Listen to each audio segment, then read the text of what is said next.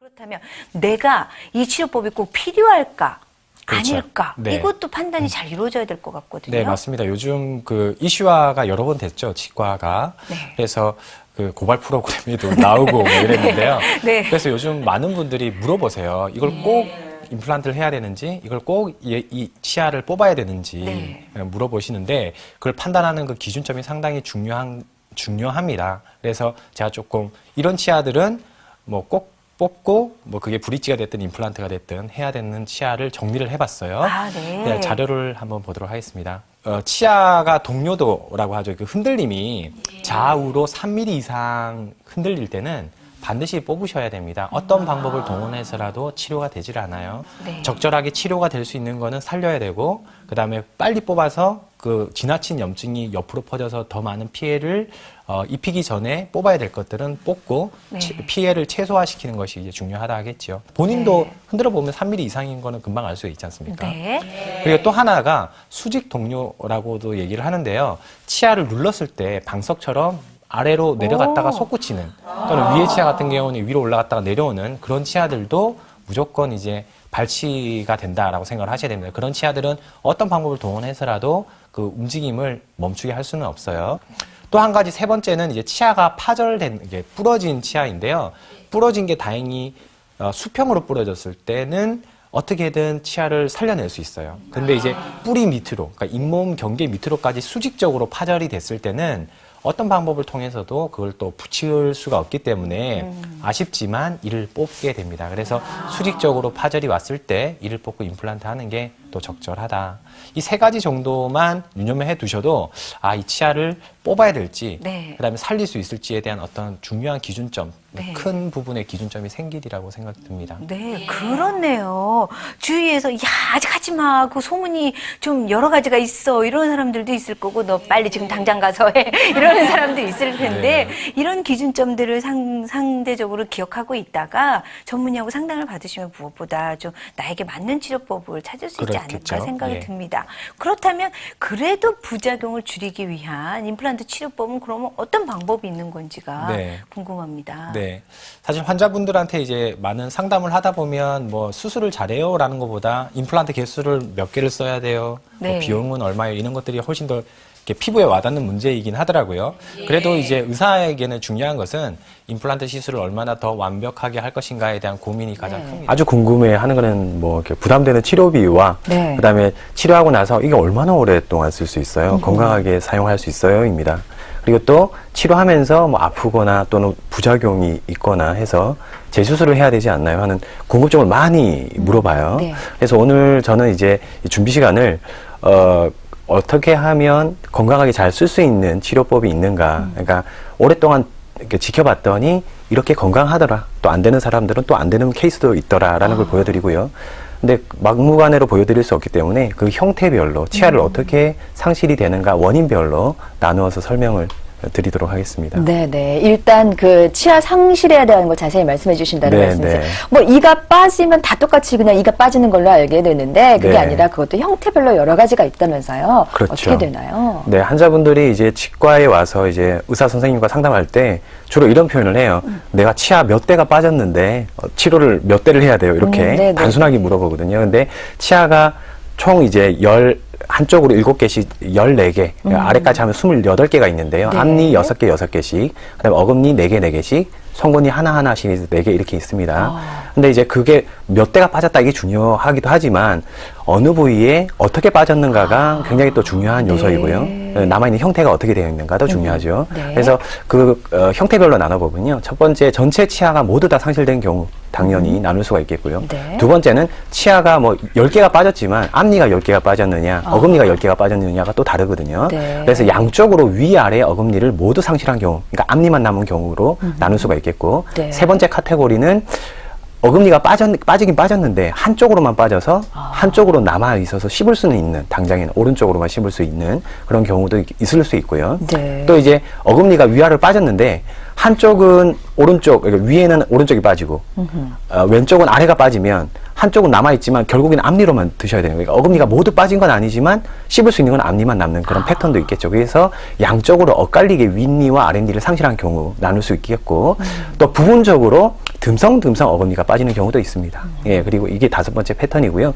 6번째로는 이제 어금니는 남아 있는데 앞니만 윗니 앞니가 빠진 경우, 그다음에 아래쪽 앞니가 빠진 경우로 나눌 수가 있겠죠. 위아래 동시에 빠진 경우도 있는데 그거는 뭐 6, 7번 동시에 들어갔다 이렇게 생각할 수 있겠습니다. 네네. 네. 이렇게 치아가 어떤 형태로 빠졌느냐 이런 형태별 분류가 임플란트 시술에도 영향을 미치는 모양이에요. 그렇죠. 그래서 예. 이것부터 파악을 해야 된다는 말씀이신데요. 네. 치아가 이렇게 상실되는 원인도 참으로 다양하게 있다면서요. 맞습니다. 그것을 지금부터 네. 좀 설명을 듣도록 하겠습니다. 먼저 평소에 씹는 습관도 치아 상실의 큰 원인이 될 수 있다면서요. 어떤가요? 맞습니다. 예. 어금니가 뭐 위아래가 모두 다 빠졌다 하더라도 충치가 생겨서 빠질 수도 있고 잇몸 질환 때문에 빠질 수도 있고요. 사고가 나서 뭐 교통사고나 이런 걸로 빠질 수가 있잖아요. 그래가지고 네. 빠진 형태의 자리는 똑같지만 그 원인이 또 별도로 있어요. 네. 한 7가지의 원인으로 이제 카테고리별로 구별을 할 수가 있는데요. 그 특징을 이제 설명을 하겠습니다. 일단 뭐 잇몸뼈도 굉장히 대부분의 환자분들은요. 매번 똑같은 얘기를 해요. 내가 잇몸뼈가 안 좋아요. 이런 얘기를 해요. 근데 잇몸뼈가 굉장히 튼튼한 사람도 이가 빠집니다. 네. 그 이유가 뭐냐면 강한 씹는 힘 때문에 그래요. 뭐 주무실 때 이갈이를 심하게 한다든지 뭐 오돌뼈를 뭐 오징어를 뭐 우구적 먹는 분들은 뼈가 튼튼해도 근육의 힘이 너무 튼튼해가지고 근육의 힘이 잇몸뼈의 힘을 이기는 거예요.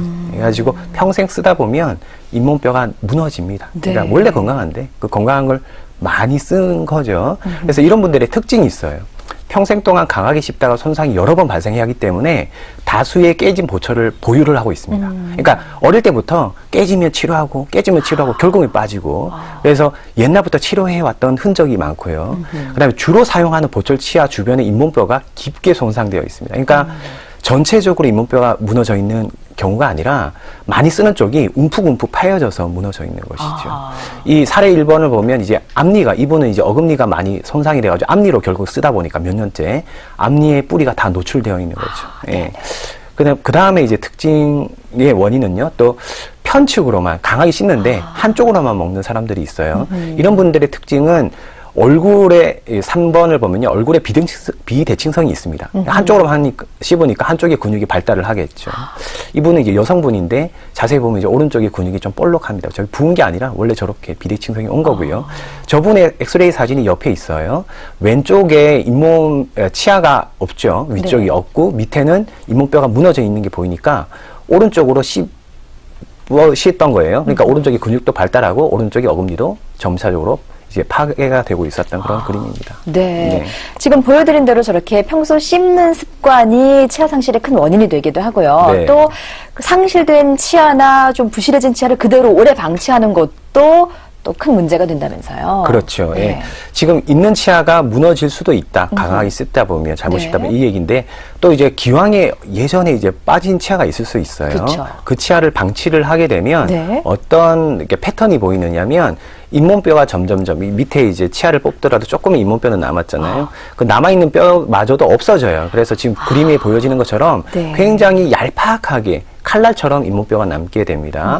그래서 이제 이분들의 특징은 잇몸뼈의 두께가 굉장히 얇아져 있고요. 치아는 없는데, 그 다음에 옆 치아가 쓰러집니다. 앞으로. 그 다음에 위에 쏠리는 치아가 이게 내려오죠. 그래서 엑스레이 사진을 보면 보통 이제 웃는 그림처럼 이렇게 스마일 라인으로 이제 치아가 보이는데, 이런 분들은 역상으로 이렇게 찡그린 표정 있잖아요. 네네네. 예, 그런 표정으로 엑스레이가 보여요. 그래서 이분들은 또 치료할 때 이에 맞게끔 치료를 해야겠죠. 그리고 또 부적절한 잘못된 보철을 오랫동안 사용을 하다 보면 안에서 이가 썩기도 하고 그다음에 이게 억지로 또 드셔야 되니까 쓰다 보면 또 부러뜨려요, 치아를. 그래서 이제 부적절한 보철을 오랫동안 사용해가지고 결국 치아를 상실하게 되는 원인이 있을 수 있는데, 이 부분들의 특징은 치과에 올 때 뿌리 쪽에 충치가 많거나 뿌리 쪽에 충치가 심해서 아예 그냥 부러져서 오시는 그런 특징을 가지고 있습니다. 네. 또 이분들에 대한 또 적절한 또 치료법이 있겠죠. 그렇겠죠. 예, 예. 네. 또 이제 연세 많으신 분들 가운데 틀니 사용하시는 분들 많이 계시잖아요. 네. 이런 경우도 오래 사용하다 보면 문제가 생긴다면서요. 맞습니다. 치아를 또 상실하게 되는 또 원인 중에 하나가 네. 틀니의 오랜 사용인데요. 그러니까 틀니를 사용하지 말자 이 얘기를 하는 것이 아니에요. 네. 틀니를 평생 동안 잘 쓰시는 분도 있어요. 근데 덜어는 또 많은 분들은 틀니를 사용하다가 틀니를 걸게 만드는 그 치아들을 부러뜨리거나 손상을 입혀서 또 다른 치료를 요구받는 그런 경우도 또 흔합니다. 네. 그래서 이제 틀니 자체도 치아를 상실하게 되는 원인으로 작동을 하거든요. 그래서 이제 이런 분들의 특징은 틀니가 안정적이지 않고 많이 들썩거리죠. 예, 노후화된 거죠. 네. 그리고 틀니를 잡아주는 치아가 흔들리거나 부러져 있게 됩니다. 이 엑스레이가 이제 첫 번째 엑스레이는 흔들리는 치아고요. 두 번째 엑스레이는 위에 아래 다 틀니였는데 위에 틀니를 잡아주던 치아가 주요한 치아가 부러져 가지고 이제 그 틀니를 사용을 하지 못하게 되니까 새로운 틀니를 만들거나 아니면 임플란트를 치료해 다오 하면서 오신 그런 케이스죠. 네. 틀니 자체도 사용하다 보니까 네. 다른 치아한테 이제 짐이 되어서 다른 치아의 상실의 원인이 되는 것이죠. 네. 예. 저희가 프로그램 시작하면서 들었던 인터뷰 내용 가운데도 틀니 때문에 많이 불편했었다라는 말씀을 네, 해주셨어요. 맞습니다. 그래서 이제 그 임플란트도 이제 하게 되고 그러시는데요. 임플란트가 필요한 치아 상실의 예, 또 어떤 것들이 있을까요? 네. 그 틀니의 사용으로 이제 전체적으로 이게 나이 많으신 분들이 네. 그 상실되게 된 거 외에 네. 또 이제 그 엇갈리게 씹히는, 그러니까 아까 그 치아 상실의 그 형태가 듬성듬성하게 이렇게 빠질 수가 네. 있다 이랬잖아요. 네. 그래가지고 그러니까 아래쪽은 치아가 남았는데 위쪽은 이제 치아가 없고, 반대편은 위쪽은 치아가 남았는데 아래쪽에 치아가 없으면 남아있는 치아 가지고 억지로 씹어야 돼요. 한두 개 남아있는 그렇죠. 씹히는 네. 부분 가지고. 그래서 이분들의 특징은요, 윗니가 있으면 아랫니가 없고 아랫니가 있으면 윗니가 없는 이유 때문에 앞니의 사용 빈도가 높아져 가지고요. 앞니의 손상이 굉장히 빈번하게 오는 거죠. 그러니까 네. 앞니의 손상이란 게 앞쪽으로 뻗어지면서 예쁘지 않게 되는, 듬성듬성한 치아가 되거나 아니면 앞니가 흔들리다 뽑히거나 이런 케이스가 있고요. 그 다음에 이제 남아있는 소수의 씹는 치아의 파절, 그러니까 앞니가 흔들리는 뿐만 아니라 작은 어금니로 막 씹다 보면 파절이 와요. 치아들이 파절이 오거나 잇몸뼈 손상이 동반되는 그런 특징이 있습니다. 그래서 엇갈린 교합으로 씹을 때에 남아있는 치아 가지고 억지로 먹을 때에 오는 또 다른 치아의 어떤 손상을 동반하는 그런 케이스도 있습니다. 네. 그리고 또 마지막으로 있는 흔한 케이스는 아닌데, 난치성 질환을 이제 선천적으로 이제 보유하고 태어나신 분들이 아주 극소수로 있으십니다. 이 케이스는 첫 번째 사례는 외배엽성 형성 이증이라고요. 뼈나 뭐 이렇게 그 피부 세포들의 형성이 좀 덜 되게끔 타고나신 분이에요. 근데 이게 잘 성장하셨어요. 네. 그래가지고 치아를 보면 이제 뼈가 형성이 안 돼가지고, 뼈가 없으니까 치아도 애초부터 어릴 때부터 치아가 없었던 분이에요. 네. 틀니로 사용을 해왔던 분이고요.